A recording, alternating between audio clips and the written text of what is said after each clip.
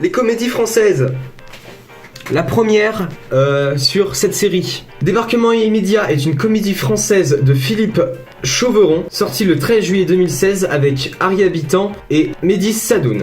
Le film nous raconte l'histoire de José qui travaille à la police des frontières.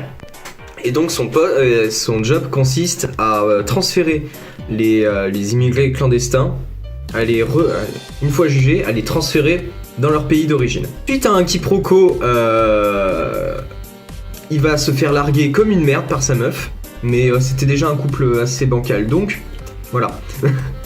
Il se fait larguer par sa meuf suite à un quiproquo, mais il va bientôt recevoir une promotion, donc le gars il est coup-ci coup-ça. Du coup, sa dernière mission consiste à ramener un Algérien qui, suite à une erreur judiciaire, va devoir être transféré à Kaboul en Afghanistan. Suite à un problème de réacteur, l'avion est obligé de se poser en catastrophe à Malte, et c'est là que le petit bougre va essayer de s'échapper, et du coup causer plein de péripéties à notre héros et à son coéquipier. Et c'est là que le bordel commence. Le truc dommage avec une comédie, avec cette comédie plus précisément, c'est qu'elle est pas drôle.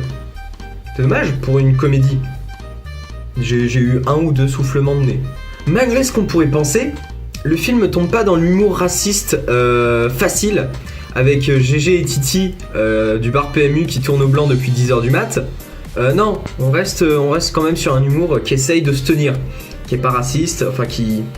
Aucune discrimination dans ce... On joue beaucoup plus sur l'humour de situation, le situationnel, le bordel dans lequel s'est mis le héros. Plus du ridicule, voire du burlesque des fois, c'est marrant. La scène avec le café, j'en dis pas plus si vous voulez regarder le film, la scène du café est très très marrant.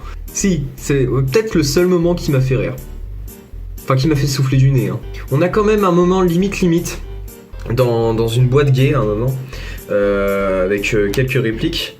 Mais le truc qui est pas tellement gênant, c'est que c'est des répliques qui sont prononcées par un personnage qui est très peu recommandable de base en fait. Ça contrebalance un peu, il est vite contredit, etc.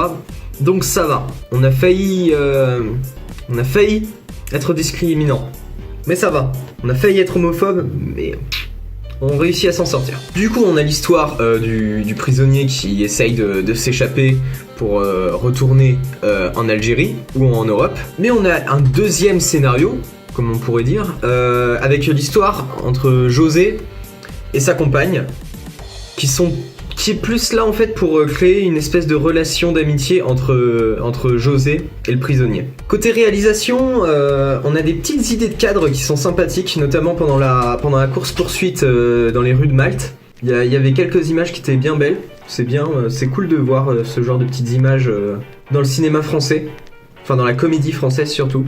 Du coup, on se retrouve avec une comédie française avec un scénario un peu mieux travaillé que d'habitude. Pas de discrimination dans son humour, malgré le fait que l'humour soit un peu bancal. Enfin, il m'a peut-être pas convenu. Je suis sûr qu'il conviendrait à pas mal de gens. Y a pas de souci ça, ce côté. On se retrouve avec une comédie française encore un peu trop classique, mais améliorée. Voilà, c'était un nouvel épisode de Un jour un film. J'espère que le concept vous plaît toujours autant, tant que moi, ça me plaît toujours autant à faire. Partagez, commentez, proposez des films. C'est important pour nous, parce que si on n'a pas de film de proposer, on peut pas le faire. Enfin, on trouvera bien, mais bref, proposez-nous des films, partagez, c'est important encore une fois pour nous. Désolé si je le répète trop, mais voilà. Et cette fois-ci, mettez un pouce couleur Captain America. Oui, mettez un pouce couleur Captain America, s'il vous plaît, c'est gentil. Et à bientôt.